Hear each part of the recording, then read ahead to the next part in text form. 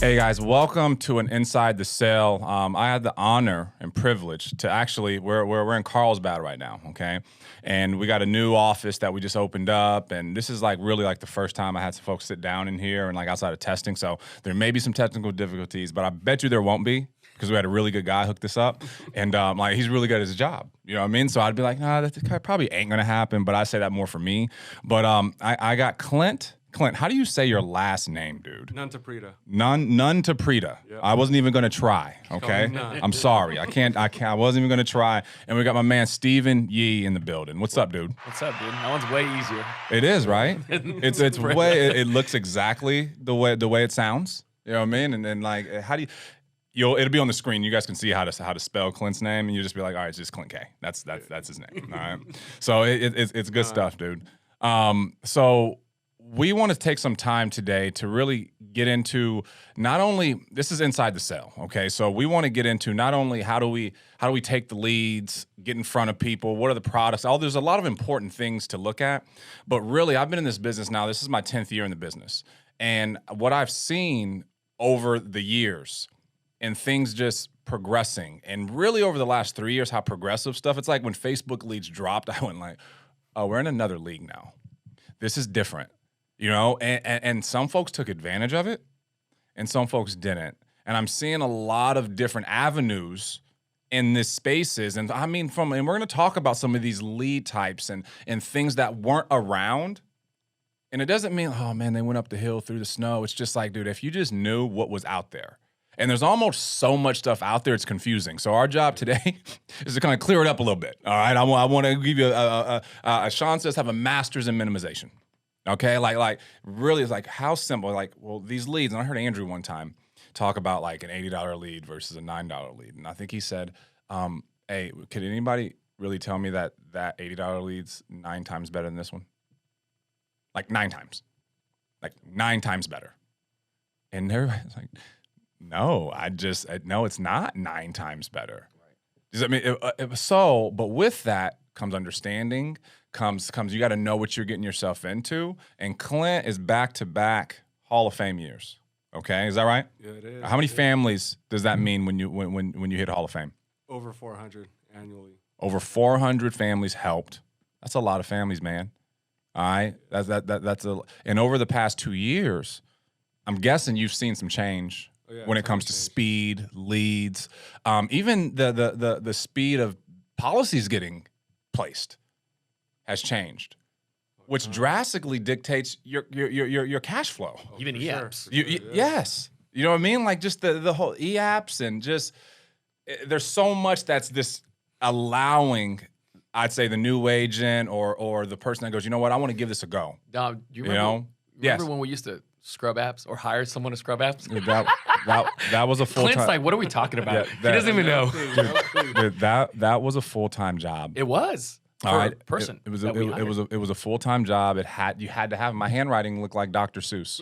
Okay, like it was that bad. You're right. You're like, you have a doctor's handwriting. I was like, yeah, Dr. Seuss, man. Like this is bad.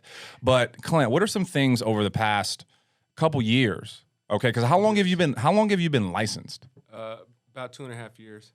Dude, license, yeah. You came in smoking it. Oh yeah. Okay. Because we got the system put in place. Well, let's talk about what that was and what it is today. Okay, so even just the amount of training that's out there right now, right? I remember back when I used to run, my buddy Ken used to just shoot me texts of videos. He would shoot me videos to watch, and that was my YouTube channel. And everything he was sending me through text, I'd go open it up and just get content to watch as I was driving. And now you got it at your fingertips. You got so many different YouTube channels that you can subscribe to and plug in, and just the abundance. There's so much out there, your head's gonna spin. So you got to kind of stay focused. But now everybody's got their own training platform out there, their own boot camp. Before that wasn't around when we first started. Right. And Steven, you've been licensed how long? 6 years. 6 years FFL? 4 years. 4 years. Right. Talk about that progress that you've seen. So like what was crazy, right? Like so I met Andrew 6 years ago. Mm-hmm. And it was when he was still in the field, and he took me on my first ride along, and I remember when we had gotten started, you know, my first lead strategy at the time was, hey, dude, we're going to need $2,000. We're going to send it to this lady in the middle of nowhere. she's going to drop mail, and we're hoping that it's going to come back 3 weeks later. That sounds about right. Compared to now, a brand new agent can go to CRM, buy 100, 200, 300. Matter of fact, you get a non-resident license, you can run anywhere, and you can get those leads today and dial them today. Hey, but are the leads good? So that's the funny part, right? I'm so glad you said that. Yeah. Because like a mortgage lead, like you said, is like $70, $80 a pop. And an internet lead, $8, $11. If they're a little bit older, $3, $5. For me, if I spent $1,000, I was gonna protect 4 to 5 families, no matter what the lead type was. Because if it was internet lead, it just meant I have more shots at the rim. So like I can get 88 instants for the same 1,000, or I can get 13 mortgage leads for the same 1,000. For me, I was like really bad at what I did, so I needed the 88.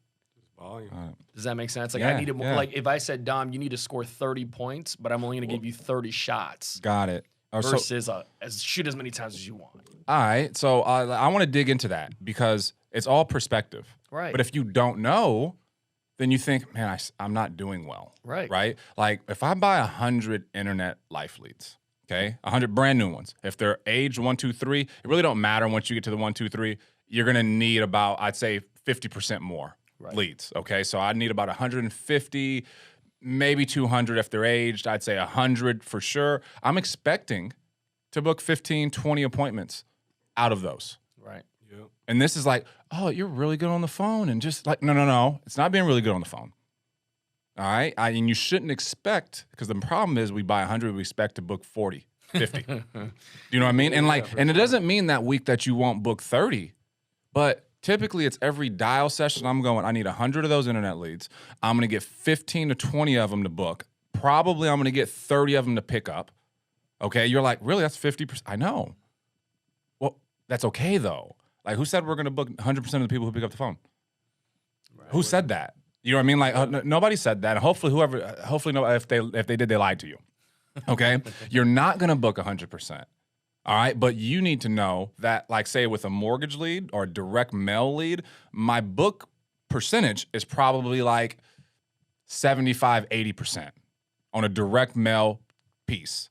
Okay. And that's, I've been doing it a minute. Okay. I've been doing it a minute.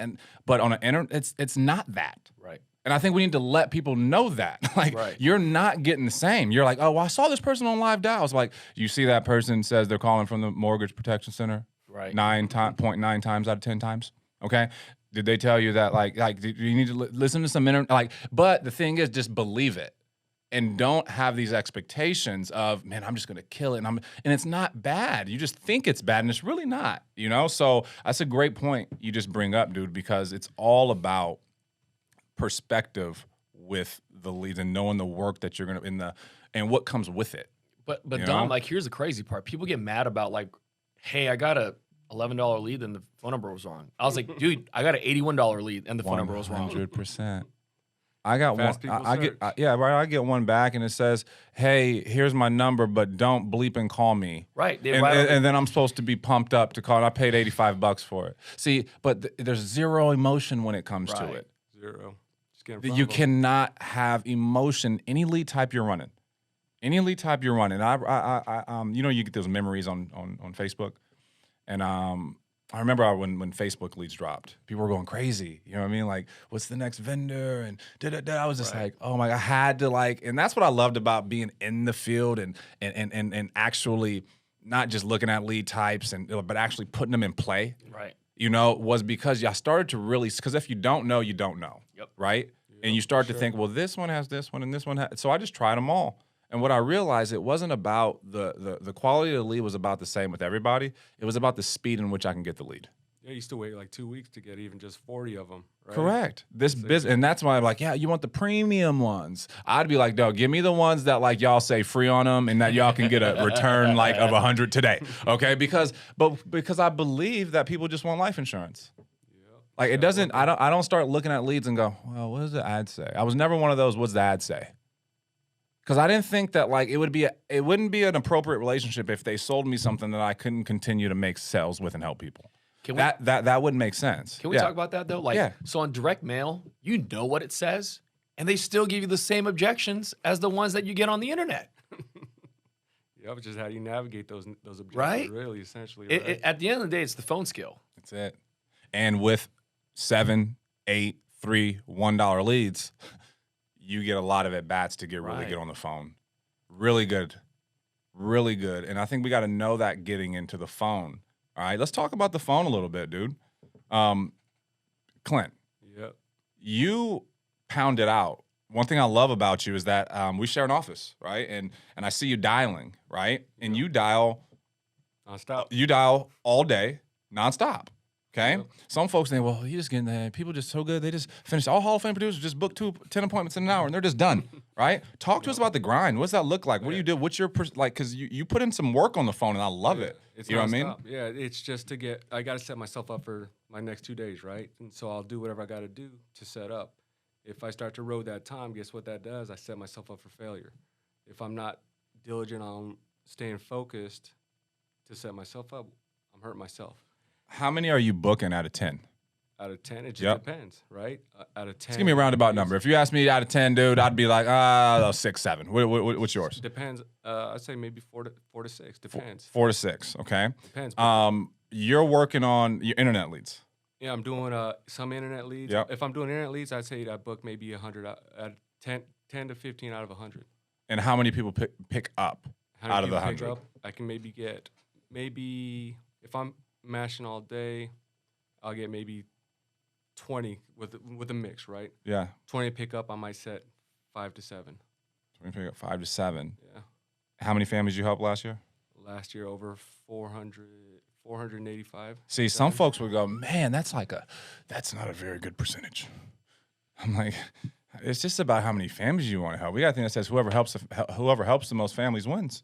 Yeah, But it's I'm not also- about whoever, you know what I mean, like who has the best percentage. I don't think, has your wife, Clint, ever asked you these questions that I'm asking you, like what's your percentage of how many you book? Absolutely not. Okay. The only reason I'm asking is to give people perspective on everybody ain't booking 80, 90% of the people they speak Not to. at all. Not at all. And You know, it's we're like, getting I crap remember- on most of the time. You have to get good at rejection here. Really do. You got to get used to it and be able to brush it off. Because if you can't, you're gonna go nowhere. Yeah. You really do, because you're gonna have to get pooped on. What's the rejection? Like, give me some examples the of no's things. I've got to take care of. Okay. Be blowing me up. I don't let that phase me over the phone. It doesn't matter what they tell me over the phone. Did it ever phase you? A little bit, but not really. Okay. I've been rejected all my life, buddy. I've seen your wife. She probably rejected you a couple times before you got with her. For sure. So this don't phase me, man.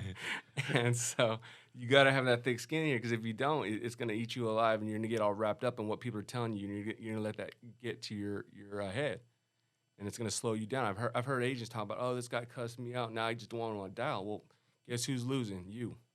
Nobody else but you and your family.